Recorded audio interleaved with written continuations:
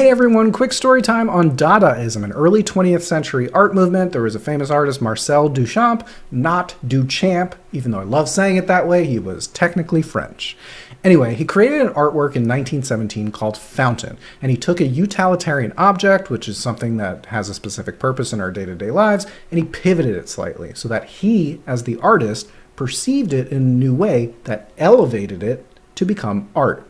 He signed it under a pseudonym Mutt, which you see here, and submitted it to an independent art society that, as long as you pay the fee, they would exhibit your artwork.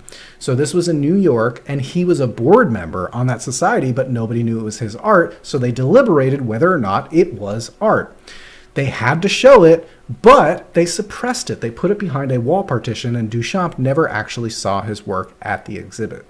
Anyway, the purpose of this is to say that conflict of what is and is not art will continue forever. As long as we are introducing new mediums and evolving our technology, like AI, we will continue to have this conflict.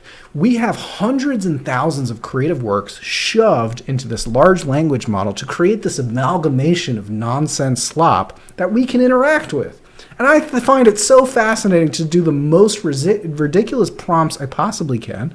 For example, Pokemon cards. I love Pokemon cards. Write me a song about Pokemon cards. I want to be in a pop rock style, all the fun stuff.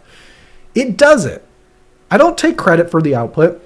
I don't take any money for this, but I show you what happens when you take hundreds of years of human creativity and you shove it into Pokemon cards. The most fascinating piece for me is actually the visual AI accompanying this one, because as I was putting stuff in, what I perceive as art is that watching a piece of AI try to dodge copyright infringement. You'll see, it's actually kind of crazy.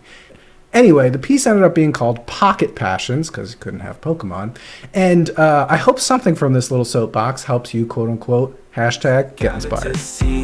Oh, Pokemon cards, you know you got my heart. Filling up my deck from the very start. Chasing that